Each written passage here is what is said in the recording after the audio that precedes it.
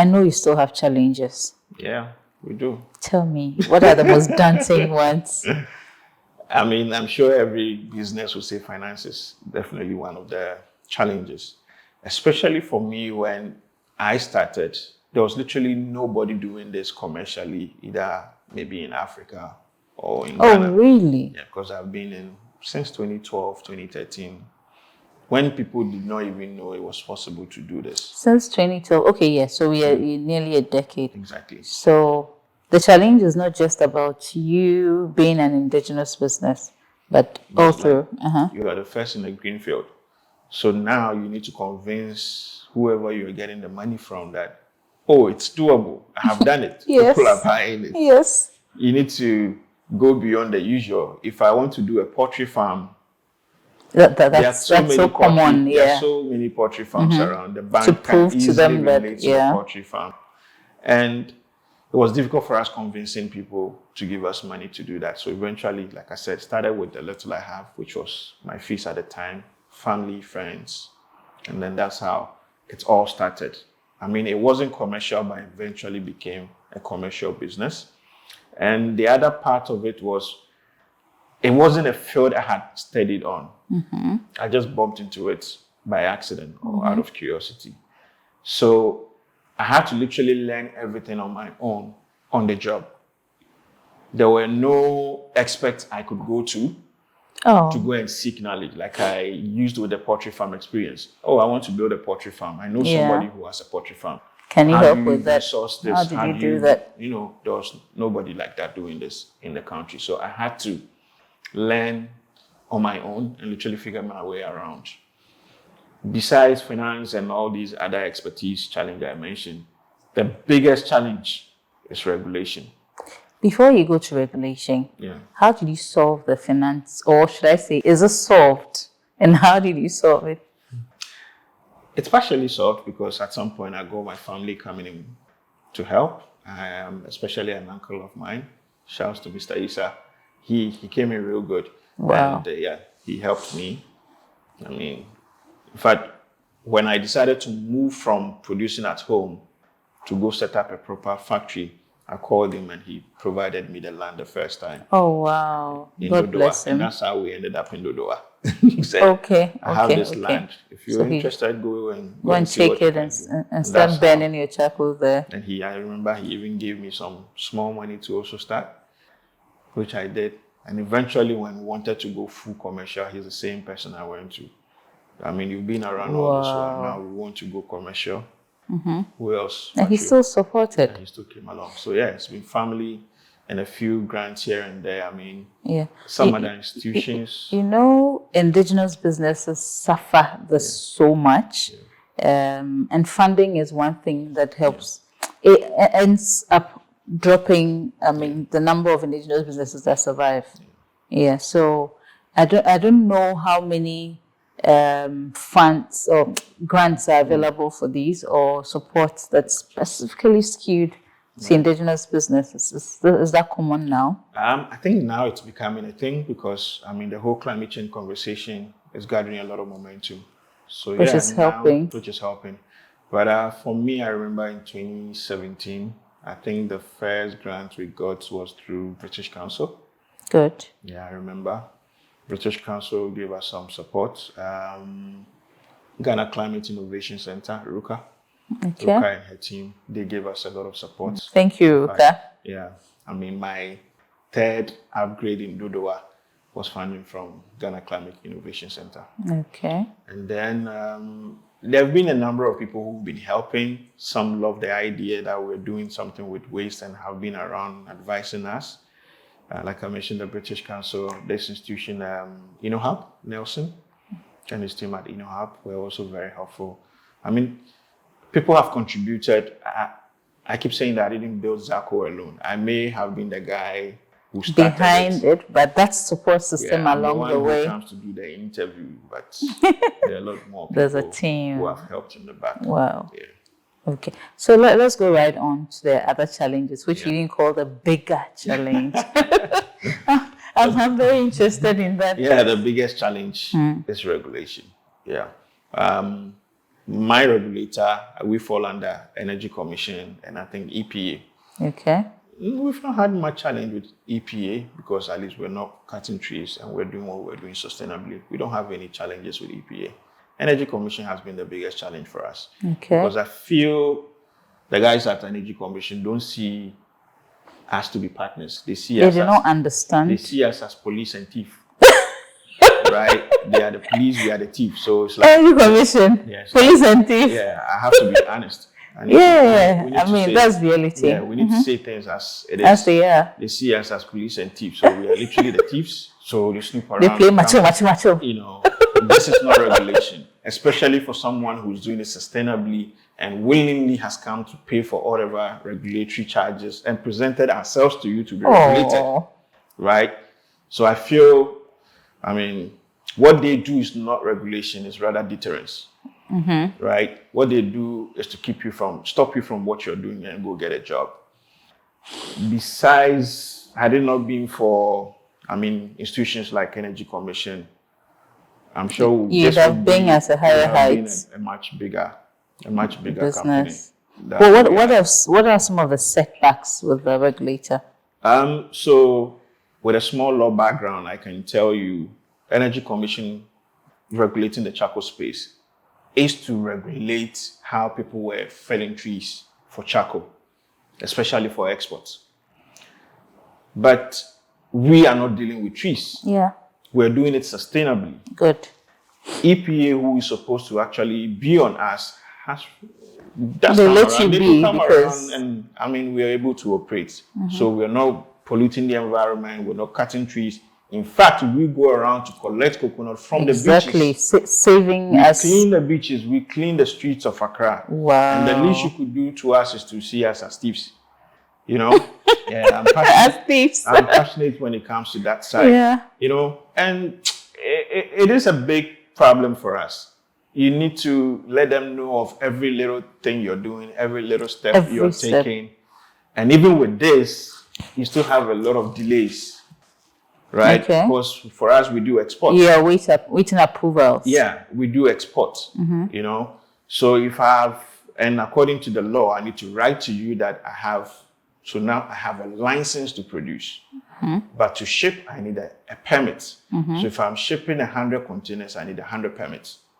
Oh, so you're shipping daily. So if I am shipping daily, I need a daily permit.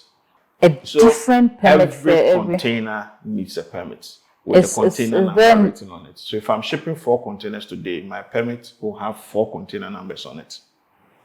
Wow. Is there no way you can lump them and say, this is it? And then you get one permit that can permit you to go and do everything? Thank you. That is our challenge, especially for us who've been in the space for almost 10 years and you've known us to be very good with you and law abiding. We still have to write to them that we have a container going to this destination. They have to come inspect the container, go write a report to their bosses. For the report. When the report is approved, then a permit is issued. How long does it take for those permits to come in? Even them coming to do the inspection will take you a week or 2.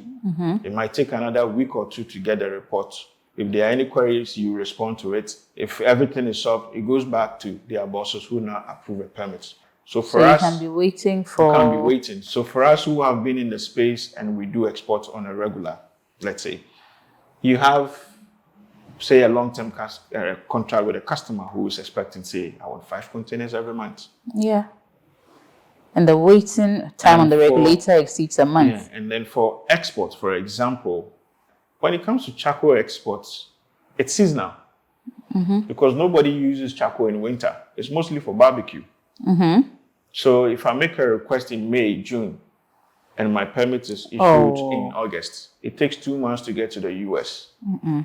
Who's going to barbecue in November, December? You understand? So the customer will be forced to keep it in a warehouse waiting for the next summer season, which is extra cost. So you're losing so much business. You understand? So I feel like it shouldn't be that police and thief attitude. It should be more of a collaborative approach. How do we help you? How do we assist you? Do you have any suggestions? We go sit with our team and also see if this is feasible.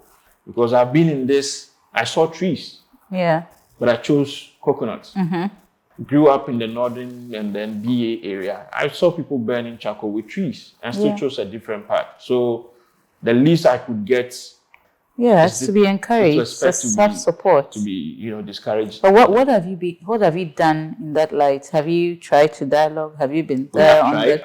In fact, I love to do things in writing. I've written several letters. A lot of times the response I get has nothing to do with the reports I wrote to them.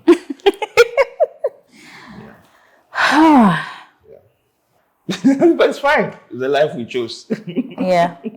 Entrepreneurship is not easy. Especially in Ghana. In Africa. It's not. It's not. It's not. Yeah, it's crazy. Wow. So what's your plan? How are you going to, because business must go on. So what are you going to do about this? What's your plan to sustain? So for example, this week I got a very disheartening news, because a lot of these things going on, and I don't blame the Energy Commission, because a lot of Ghanaians as well will try to beat the system. So then it affects all of us doing the right thing. So people will go do wood charcoal and will want to export it illegally. So they are also expected to be very, strong and apply the strong hand approach on everyone.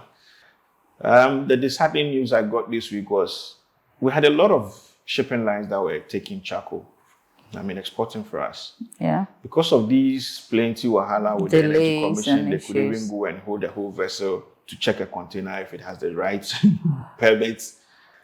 I got the news, the only shipping line left that was shipping charcoal now says they don't take charcoal. Why? Yeah, there's too much wahala. Delay and there's too much trouble. So you can imagine if you start. So what's the way forward for you? So we may also have to move out to a territory that respects what we're doing. No, but if you move the business out of here, that affects employment. That affects, because the other benefits we also get as a country. So our country didn't look at that. Our country is very good with the theories, with the speeches, with the PR. But when it comes to the real job, I'll be very honest. We're not perfect. We also have our own shortfalls as well. But in the grand scheme of things, our country is good with speeches. That's very unfortunate. It's time we speak. Very sad. Speak the truth to each That's other. really, really sad. A big challenge with regards to the finance thing. I remember when I started. Look, this is me who had no business with business. I had no experience in business. For me, I bumped into it by accident. Yeah. And then you write all these business plans. You go meet investors, and they say, "You don't have a team. You don't have a structure. Yeah. You're doing everything on your own." I don't even know what I'm doing. To start with. You understand? I don't even know what I'm doing. So you are the experts in business. I don't even mind you taking a huge stake of the business and helping us structure it. And that's why we have come to you. But if you write us off, they just throw it off. You write us off because we don't have A, B, C, and D. I never even knew I needed A, B, C, and D. The amazing thing is, after you figure those things out, now everybody's knocking. Yeah. That, don't worry, we'll give you this, we'll fund that. That's very unfortunate, but that's what happens with most of the financial institutions. Lots of entrepreneurs complain about I used to use Mark Zuckerberg as an example, at least from the few I've read about him and others like him. I heard he started a business whilst in college. In school, yeah. And at the time, I don't think he had all that money to build Facebook that we see today. So imagine me going to a Ghanaian investor and saying, I want to build a website. From the typical websites we knew growing up, I want to build a website, but I won't put content. I want users to rather come and put content. The average Ghanaian investor will put me off. They'll not take time to think into it. You understand? That is Facebook. He has created a website. Zach doesn't nothing that you come and put information there. So it takes someone to understand the visioning behind what you have brought us to really expand. LinkedIn doesn't post anything. We put content on there and it attracts the world to come and read. Same with Twitter. So instead of just the culture of writing each other off, we take our time to really listen. Because if I knew it all, I wouldn't be before you. Yeah. This is a conversation that is at the heart of many. Not just entrepreneurs, but in various facets of our society. It's a very unfortunate one, but that's what we're suffering. I just wish there would, I mean, that's on the patriotic sense of it, that you would find some other solution to some of these challenges instead of taking Zaacoal out of Ghana to some other jurisdiction where you can make better business. But hey, it's business, right? I'll give you a few examples. Since, I mean, thanks to the YouTuber Wadamaya, he did a feature on us and went really viral. And since that video came out, we've had calls from so many places around the world to help them set up. Wow. And I'm saying this because of the point you just made, the patriotism part of it. I mean, we've been doing it with or without money, with or without support, we're doing it. Been to Sierra Leone to help others set up. Ivory Coast, South Africa, been to Kenya a number of times. Wow. Even in the South Americas, we are there. Even in Asia, I mean, recently someone from Pakistan reached out, people in Iran. Right? To have them set up. Yeah, all these places. You're a legend.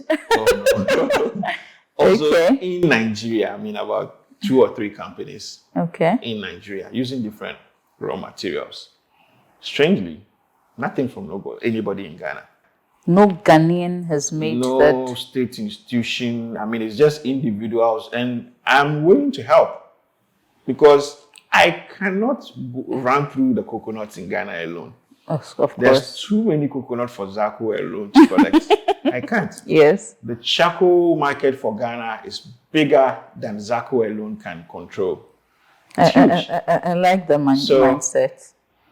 At some point, even I want to stop producing because I have been on the space for some time. So I have a lot of markets. So I'm getting emails, or Zaacoal is getting emails on a daily. So if we have 100 more people producing, it helps satisfy like around the world. You know, to solve or help everybody else. I mean, so it's time we look at each other and look at the positives instead of just looking down on the negatives. Often we could instead of looking at the collaboration, we always look at how do we compete. Unfortunately. So I love the fact that you don't have a competitive mindset. No, I don't see competition. You don't see competition at all. Accra alone, Zaacoal, look, at a time in 2017, we did some research with InnoHub. And I remember I was with Thomas at InnoHub. And what we did was he collected this data from Energy Commission and a lot of the energy sector players, and we did the analysis. Accra alone, to serve Accra and get about 1% of Accra market, we were expected to produce at least 50,000 bags a day. And what do you produce now? About 3,000. Oh, wow. Yeah. Yes. To meet 1% of Accra. You know what? This is a big business opportunity he's opening us up to. I just hope some of my viewers will pick this up. He says Accra needs 50,000 and he's producing 3,000. Way less than the 3,000. Who are your competitors here? Our biggest competitors, I don't know, traditional charcoal producers. So, if you're ready to invest in this industry, I think Amin is ready to support you. I just demand that you ensure, or let me put it this way, that from Energy Quest, we are negotiating ahead that his share is definitely in that business. Oh, yes. And our foundation also has a stake in your business because you heard it right here. Anyway, so I'm dumbfounded. Look, there's such a big opportunity and we have other people tapping into it, and the Ghanaian is really asleep in a sense. And the state institutions, no ministry is coming to you because there's so much happening in terms of, TVET is looking for ways to put young people in. Those youth employment, there are so many ways that we want to create employment. There are so many ways that the ministries need to solve some of these problems. So why not put funds in your space to expand or have a national one set up? Question for the gods. I mean, well. So, to answer you, on our own, we've tried to explore this option where we've decentralized our model. we're even expecting to get a lot more youth or state institutions that work with youth. Bring us these people. Yeah. We will train them for free. Thank you. Okay. They go around, source the coconut. In fact, they don't even need to source the coconut. Speak to coconut vendors. They will bring it to you. You bring it, yeah. You pay them something when they drop it. I mean, these are people already paying waste companies. Oh, so they're looking for a place to dump it. So you are the dump hill now. It for free. You're saving them a lot of cost. So, state institutions that work with youth, bring us the youth. We'll train them. They go around and source the coconuts, or the coconut people bring it to them for free. You convert it to charcoal and then come sell to us. Oh. Because I sat down and analyzed a business like Unilever or Nestle. We've been taking Milo our entire lives. I don't think Nestle has a farm in Ghana. Yeah. We've been taking Nestle, cocoa, or Milo our entire lives. How are they sourcing it? Yeah. Aggregation. They're sourcing the cocoa all from over. Too many people. The best they will do is probably train the farmers to produce the best. To do it better, to do it in ways that, They still buy it at the farmer's price. They are able to run a successful business, and they are still in business for over 100 years.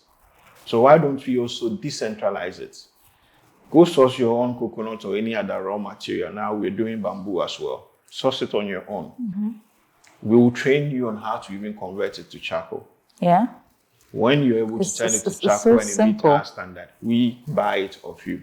And then you can send it wherever in the world. Anywhere. Because we now have that infrastructure to process larger quantities. So it's easier than going to set up 100 people to produce small pockets of charcoal here and there.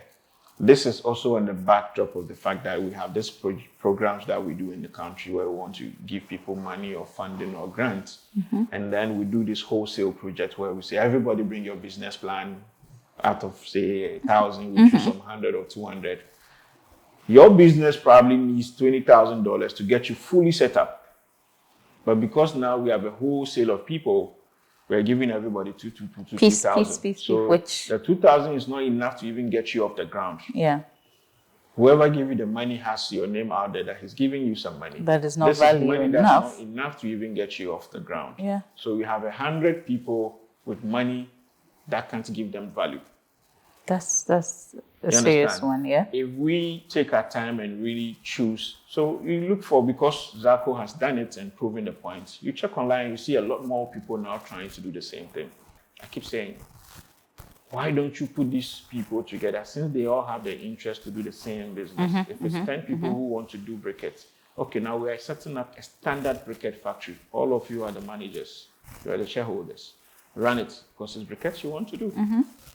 If all of you want to do sobolo or juice, this is the hub. There's a standard. Everybody come in and produce from here. There's a huge standard facility. All of you, you're producing from here. Then now, you as the entrepreneur have no excuse, because whatever it is that you needed the money to buy has been provided for you. Now work and deliver. We need to vote for you for development minister. I see great wisdom in what you're saying, but well, let's hope the message goes out there somehow. Yes. And then I'm also praying that we would have regulation doing better to support before you leave us right here. Yeah. Anyway, so it means that this business naturally is impacting the community, because women are benefiting. Which aspect of our community benefits most of Zaacoal? People collecting the waste. The tricycle guys are making money, bringing it to us. So climate or environment wise, we're doing better, because if we don't pick it off the street, where does it go? Landfill. What do these landfill give us? Methane, warming our planet, right? So that's just the first part of it. Yeah. We have creating jobs. Well, we've created jobs for people. How many people do you employ? The main factory has about 15 people, because a lot of automation now. And from the waste collection to the women selling the charcoal. So now you don't get to inhale all the charcoal dust. You're not using plastic bags Thank you. Because Zaacoal comes packaged in paper bags. We have 2 kg, we have 5 kg, we have 25 kg for hotels or restaurants or chobas, as we call it. And then these people are making way more money than they would make from the normal wood charcoal. We also have street vendors who also sell on the street like bread. Wow. Yeah. So if I want to learn to burn charcoal, can I come over? You're talking to the charcoal guy. Thank you. No, but I mean, this has been a really insightful conversation. I wish it just wouldn't end because I'm learning so much. I mean, all the practical information I need as far as business is concerned. I mean, community development. I mean, I really don't know, but I wish there was some way that we can put this at the right place to get results, whether in terms of a regulator end or in terms of the production of develop our careers and production of jobs. I mean, getting more and more people into that space because I think the opportunity is huge. Yes, it is. But well, let's see how that goes. But you still have something on there you can give to my viewers. You've advised us on so much. We've learned so much from you. We're loving the whole idea of your business. And congratulations. Like I said before, I think you're a legend. And there's more we're going to pull off you. So young. Yeah. You're so young, right? Yeah. Yes, obviously you are.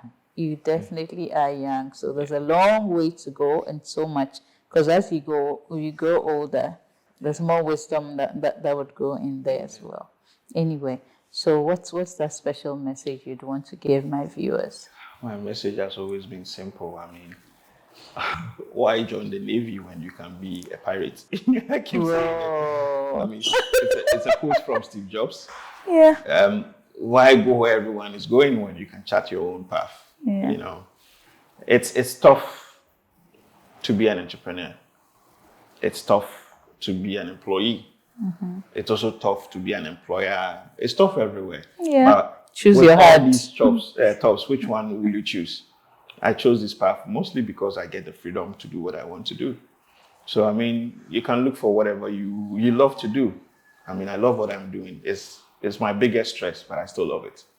I mean, nothing has stressed me as much as Zaacoal has. Yeah, you're still alive, so. Yeah, but I still love doing it. Yeah, so we box on. And it's the reason why you have to love what you do.